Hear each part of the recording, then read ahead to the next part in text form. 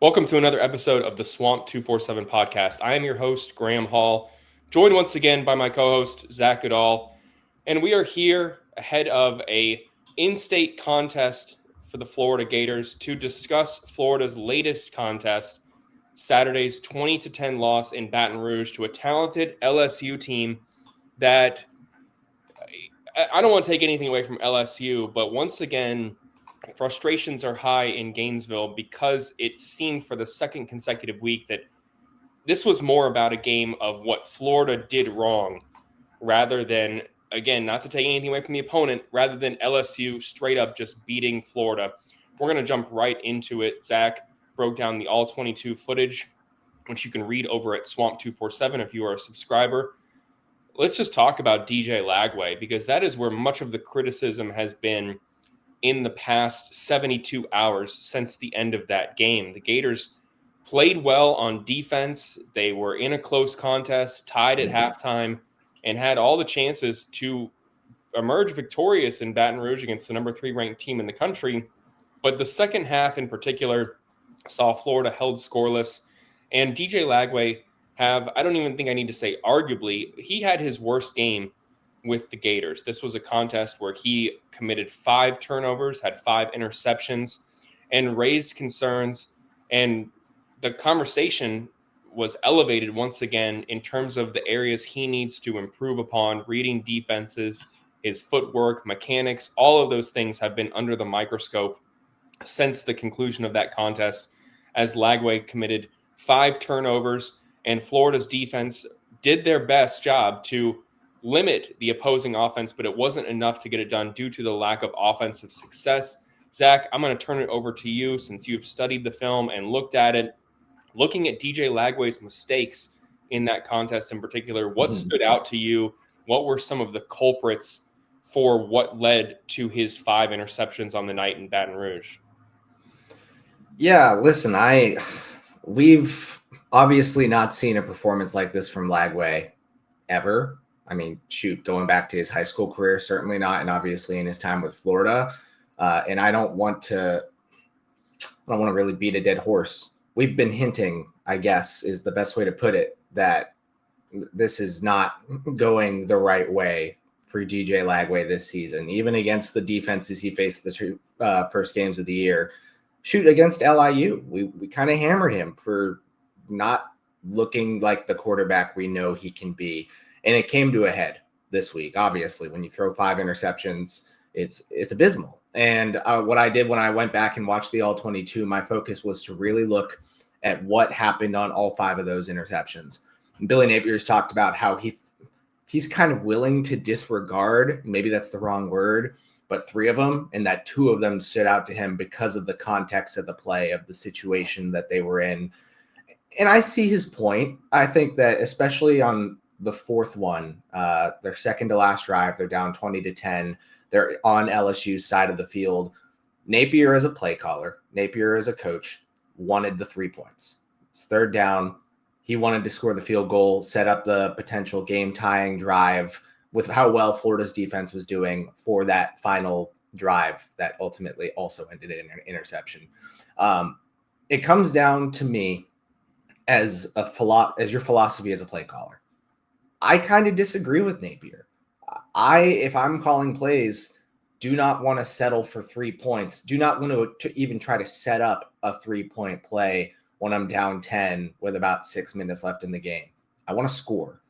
And so when you send Eugene Wilson up the seam as the inside slot on a trips to the left, that route was there. Eugene Wilson at about the 17-yard point cleared the slot defender, had tons of space, beat cover 2. I don't fault DJ for being aggressive and wanting to go and get 7 points to set up either a game-winning drive on the next series, or at least that you can get into field goal range, tie it up, send it into overtime at that point, rather than being forced and pressured to score a touchdown. So you can fault DJ for maybe not taking those 3 points, but when that route is there, I don't blame him. And quite frankly, I'm impressed by his confidence at that point, having thrown 3 interceptions already in the season he's had thus far, to want to try and hit Wilson there. He released it with good timing. It was slightly overthrown. My issue was the play call. He had no support on that seam route. Both J. Michael Sturdivant and Vernell Brown ran, I want to say, like 7 to 10 yard, like dig sit routes, and they didn't pull the deep safety down to the left side of the field. You send either of those players, Sturdivant on the outside on fade, maybe Vernell on a corner, he pulls that safety, Eugene is wide open for a score. And personally, I think if that safety is not there, DJ may not have overthrown it. He may have sailed it a bit, wondering if he was, taking the risk and wanted to get it far enough away. And so it would be an incomplete pass if it weren't to Wilson. He still made the wrong decision, knowing that he didn't have those options, that the safety was ultimately going to be free to go and try and play that ball, and it ends up being a pick. But if you give him one of those decoys to the outside, again, you have Eugene Wilson for a score. It's 20-17, more than enough time for Florida to get the ball back with how well its defense was playing and maybe go win the game, at a minimum tie it. So long story short on that one, like I see where Napier's coming from. I just disagree with the approach in that kind of situation. And to go back to more of a broader view of all the interceptions, I would pin 3 of them exclusively on Lagway. I think that his second one, the one where he was targeting Vernell Brown and AJ Halsey, I believe, just came right downhill, jumped it, and was able to make a play. I don't think, was that his second or his third? One way, it was his second. That was a poor design, in my opinion. They were also trying to set up a field goal right before halftime, and Brown was truly his only open option. The other routes were, short curls, things that were covered up very quickly. There wasn't much creativity. But at the same time, like regardless of that, DJ did not read the safety. He made a risky throw playing against man in the first place. Vernell just wasn't open to begin with, and he tried to squeeze it in, and it was like he didn't see the crashing safety. So I would pin that one on him. I would pin the one to Sturdivant on his third interception. He thought he had a one-on-one right off the snap. He took one step back and let it go. He didn't stop to think about any of his other options. He had Hayden Hansen out in the flats as a potential check down. The other routes didn't get to develop. He just thought that Sturdivant beat his corner one-on-one. He did not account for the dime safety, who was effectively a middle linebacker, having the space and the freedom to go and drop that way. That's the pick 6. It's one that DJ just didn't even stop to think about his other options. He committed to something and made a poor decision. The 5th one, it's the end of the game, last series. With that context in mind, he's trying to play hero ball effectively. I guess it's one that you throw away. But man, if he makes that play in any other context, earlier in the game, closer game, that's a bench-worthy kind of decision. The pocket broke. It was the only true of the 5 interceptions he threw. It was the only one he was actually under pressure. Austin Barber was beat on an inside counter move. Hayden Hansen just got bullied off the edge right back into the backfield. And DJ had to flush left. That edge rusher coming off of Hansen's way caught up to him and probably would have had him for a sack if he tried to keep scrambling to the left. So DJ plants his foot, turns his body to the other side, doesn't even think, doesn't even stop to look because he doesn't have the time, frankly, but doesn't think at all and just lets a ball go all the way to the opposite side of the field, trying to find Aiden Mizell and hope something would work out.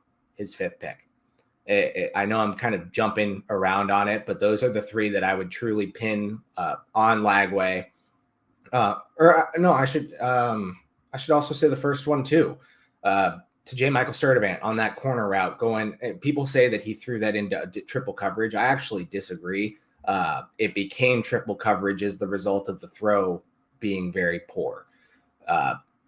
Sturdivant was open. He was opening on the corner, and Lagway threw it with good timing. But at the top of his drop, he completely widened his base. His footwork was clunky, and there was almost like a little bit of a hesitation, even though he got it out with good timing. But because of his mechanics, that ball came out very, very poorly. And it was as a result of that, I believe it was Deshaun Spears who jumped that one because it was completely underthrown. I've written all of these really in depth over at Swamp247 if people want a more like cohesive chronological order as to what these looked like. But again, like this was clearly everything coming to a head based on the offseason that DJ Lagway's had, the lack of development he's had. To me, and I know people have disagreed with my assessment, it looks like his shoulder is still bothering him, even if he's not injured, even if it's not hurting him. it looks like it has limited him from being able to make the passes we know he is capable of making, that we've seen him make routinely last year, again, going back to high school, even against some of these same coverages that he's going up against. This just looks like a quarterback who's lost at this point, and there's really no better way to sum it up than a game where he throws 5 interceptions. Even if his shoulder isn't necessarily bothering him per se, the shoulder injury was a catalyst in Florida emphasizing to DJ that he should alter his mechanics in the offseason. He worked on that throughout the summer, and looks like mechanically they've done some changes to his throwing motion to limit the potential for his shoulder bothering him during the season. And I think as a result of that, you're seeing a quarterback who is more cognizant of his throwing motion, and that is limiting him in some way, whether it's when he's making the pass, whether he's thinking about it ahead of time, whether it's affecting his accuracy. We can speculate, and Florida is only going to continue to dismiss the notion that DJ is hurt or something is off with him from a health standpoint. That has been the MO for Florida throughout the year, reassuring people that DJ Lagway is going to be fine. And you mentioned it being, a couple bench-worthy decisions. Florida has pretty much, especially Billy Napier, has all but come out and said that it is too soon to bench DJ Lagway, to give another quarterback another opportunity. So even through the mistakes, they still believe that DJ Lagway has the highest ceiling. They are riding with him. The only way forward is to give him as much practice time as possible and hope that he continues to improve. You gave him some credit for not letting the early interceptions affect his confidence. And while I agree with that, absolutely, because the mental aspect of the game is so critical, part of me comes back to that one of DJ Lagway's areas where he needs to improve is his overconfidence on some of these throws. Yes. You mentioned in high school that he had all the success in the world and was dynamic, but you're not playing against college defenses who have a ton of film on you and can, drop 3 guys and have 2 underneath and force you to make some, some decisions that you're not used to making. Reading defenses is something that DJ doesn't have a ton of experience at the collegiate level. Some of these decisions he made, in my opinion, came down to overconfidence, trying to be the guy, trying to force a throw in there, thinking that you can go out there and make a winning play when one isn't there. So that is an intangible area. The mental aspect of it, realizing that you don't have to be the savior on every single play when something isn't there, that I think Lagway needs to continue to grow and develop in. And let me just say this. This is obviously a reactionary sport, and people are going to overreact, and sometimes they're going to underreact. But it's way too soon to know whether or not DJ Lagway is going to be a successful quarterback for the rest of his career. Some people are already saying, he's too big. Has areas he needs to improve upon. Quarterbacks can play until their late 30s, early 40s sometimes. There are guys in the NFL who really it doesn't click for them until they're 27, 28 years old when they're on their next stop. So rarely are quarterbacks coming into the league and being as poised and polished as you want them to be. And especially someone like DJ Lagway. I think even, I'm not trying to bring Anthony Richardson into the conversation, but another quarterback who clearly has a ton to improve upon. And so many people out there are already writing him off when, he's going to have a lot more chances to grow and develop and show that he has the tools to be successful. It's too soon to know whether he's a boom or a bust. DJ Lagway is still a young quarterback developing, and there's a lot for him to improve upon, but it doesn't take away from the fact that he has a lot of impressive traits from his maturity, his approach, how he's a gamer on Saturdays. He's, someone who has work to do, absolutely. But I think that a lot of people expected him as a sophomore to be this very polished product, even when he was missing practice time, valuable development time. And I think from Saturday, it was another point of evidence to the notion that there's still a lot for him to improve upon. And maybe it was too soon to proclaim him as this potential Heisman Trophy winner. Now, with all that said, I still believe that DJ can make improvements during the season. He's going to benefit from practice time. He's only practiced nearly a month now fully. We're talking this, on September 17th, and he wasn't only a full participant in fall camp on August 18th, 12 days before the season opened. So it certainly is a situation where he could improve as the season goes on, puts more on film, but the slate does not get any easier for Florida. And before we talk about Florida's upcoming contest on Saturday, we're recording this Wednesday morning, so it's going to be our only podcast of the week. So we're going to touch on Miami. If you're looking for more Miami content later in the week, of course, we're going to have behind enemy lines, film breakdowns, our predictions, a whole ton of stuff before Saturday's contest at Hard Rock Stadium against the Canes kicks off. But first, we got to talk about Florida's defense. The Gators haven't got to the quarterback at the level I think that a lot of people have expected of them. They only have 2 sacks on the season. But this defense looks really, really good. And that's part of the frustration here is that, you go back to years past, especially early in the Billy Napier era, the Gators could have had all the success on offense that they wanted, but they were giving up explosive play after another, and their defense wasn't keeping them in games. Now in year 4 of the Napier era, you have a defense that has done a really good job in these past 2 weeks. I know they've given up, 300 plus yards, but they've faced some impressive quarterbacks in Byron Brown and now Garrett Nussmeier. But they've done a really good job at limiting opposing offenses. The defense only allowed 10 first downs on Saturday at LSU. 5 of those came on one drive. Obviously, like I said, they didn't get to the quarterback at a high rate, but they were able to get off the field consistently and put Florida in a position to win the game on Saturday. If it wasn't for the interceptions, we could be talking an entirely different outcome here. And the narrative around Billy Napier could be far different.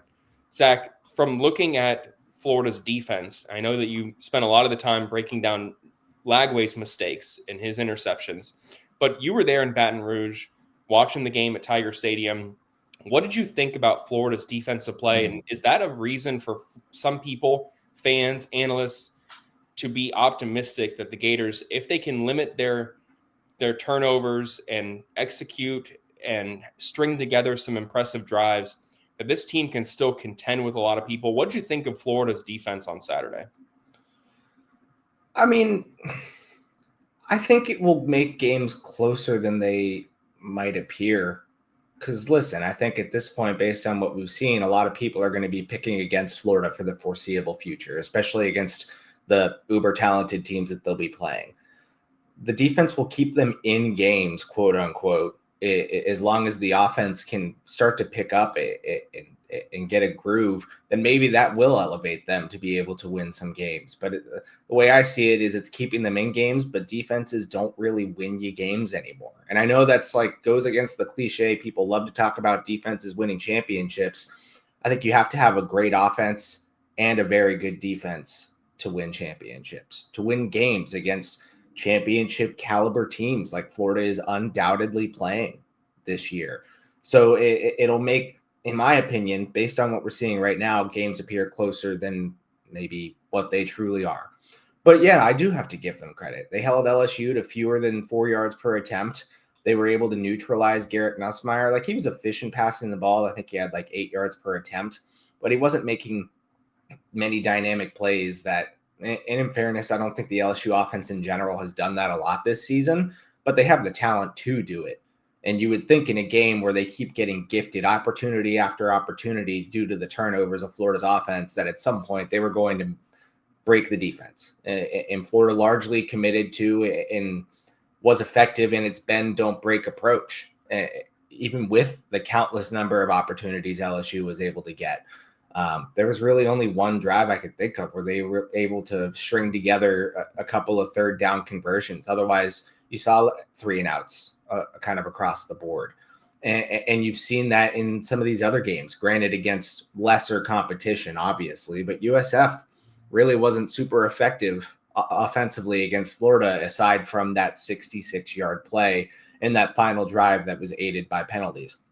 So yeah, it's not as dominant. Again, the turnovers aren't there, the sacks aren't there, but relative to being able to neutralize a potentially threatening offense, it does still feel as though this unit has at least come close to picking up where it left off last season. That gives Florida a chance to be competitive in the games that they're playing. Like, personally, I think my prediction for this game this weekend, based on how talented I see Miami, I could see it getting out of hand. But you could go down this schedule. I mean, you can look at the struggles Texas has had offensively so far. Maybe, granted, it's on the road, but Texas A&M and some of these other games, I think it will at least give Florida a chance to be competitive in some of these tougher matchups. It's just, to me, it will be entirely on the offense to get Florida over the hump. And right now, I don't have the confidence in that, regardless of how well the defense is playing. Yeah, obviously need to be balanced in all three phases if you're Florida, from offense, defense, and special teams. Florida has said that they're confident in their special teams unit. Defense has looked good. There's areas for improvement. One of the concerns for Florida this upcoming game is that the Gators are going to be without defensive tackle Caleb Banks after he made his season debut on Saturday. Looked impressive when he was out there, but now has suffered another foot injury. And as Billy Napier confirmed on Monday, it is going to be a longer-term injury. So next man up, hate to use the coach speak, but guys are going to have to step up there for a Florida defensive line that is still looking to pressure the quarterback at a high rate. Billy Napier is going to, in the interim, continue to face noise for his ability to put Florida in a position to be successful, the in-game management, certainly, and just his ability to lead Florida back to the contender status that Florida fans have so desperately, rightfully, been searching for throughout his tenure. You know, we're in year 4 now, and he understands this comes with the territory. He may go out there and say that he's confident that the systems are in place, that they're close. He said, I think, a dozen plays away from potentially being 3-0. You know, I think it was Bill Parcells who said, you are what your record is. And for Florida, they are a 1-2 football team for the second consecutive year. There is a reason to be optimistic for Florida fans, especially dating back to last year around mid-October. They started displaying improvement. They were galvanized in the bye week, and that is certainly on the horizon for Florida, because after this Saturday's contest, they'll get a week to prepare for their next opponent, which will be a Texas team that has plenty of its issues of its own.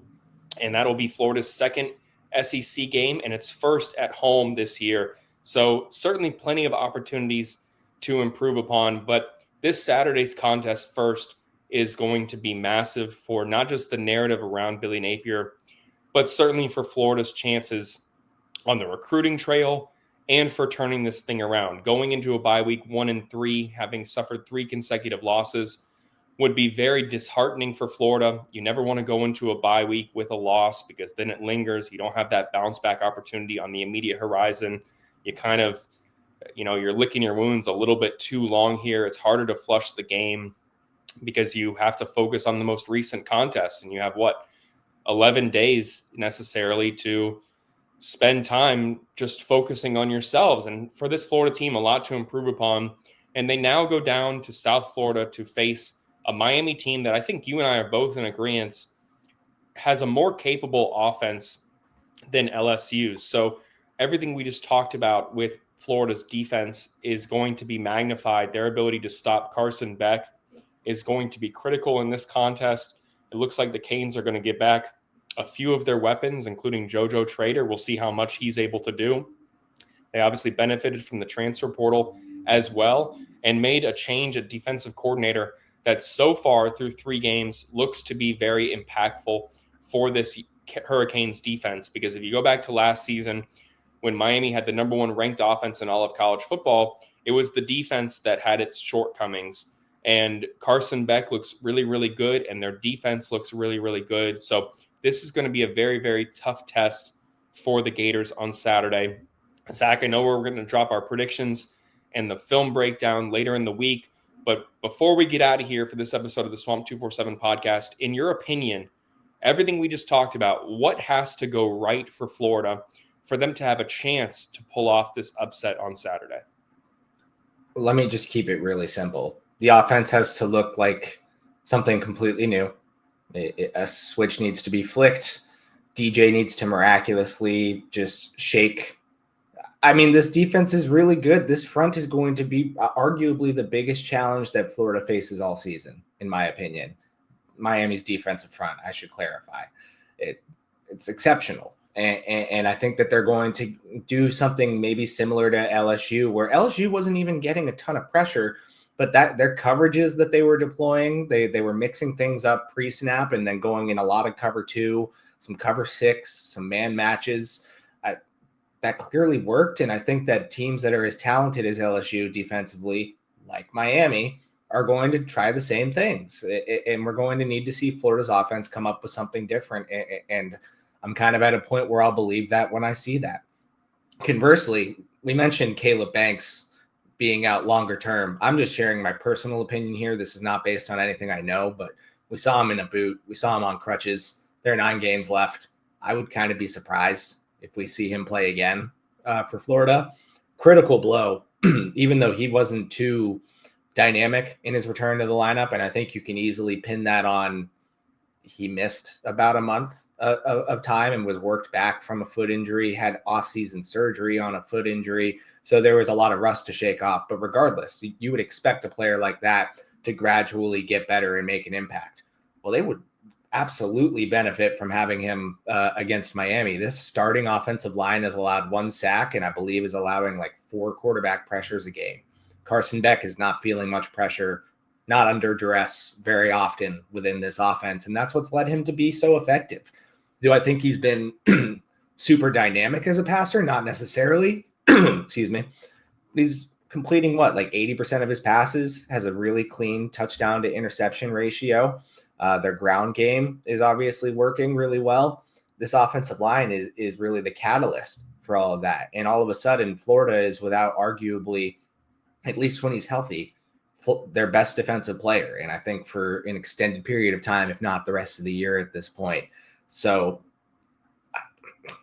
they have to have a lot of things go right that just quite frankly, we've not seen go right so far. Like even with as well as the defense has been playing, it has not been getting after the quarterback.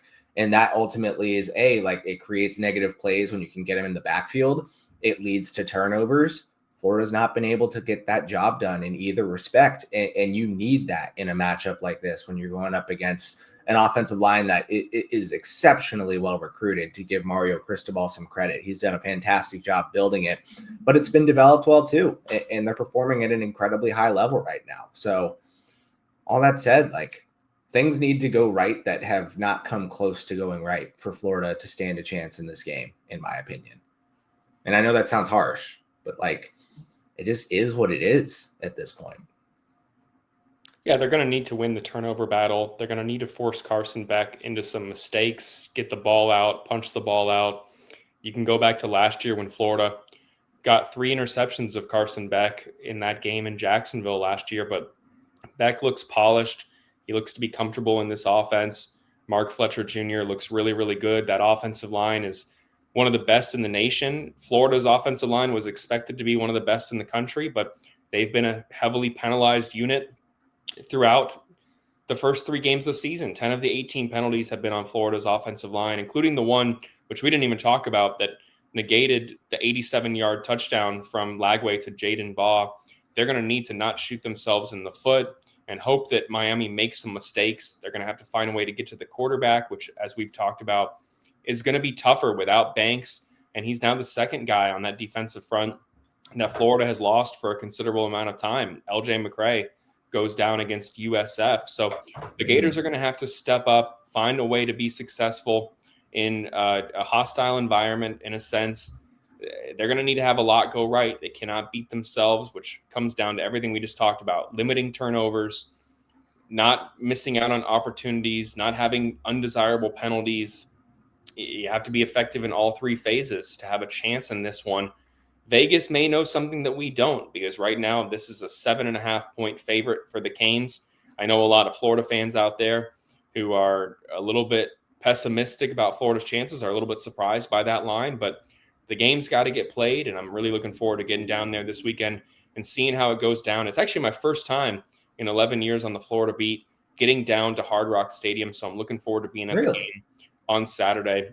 Like I said at the beginning of this podcast, we'll have some good content coming on Miami the rest of the week. Zach's going to have his footage breakdowns as well. We'll have our predictions.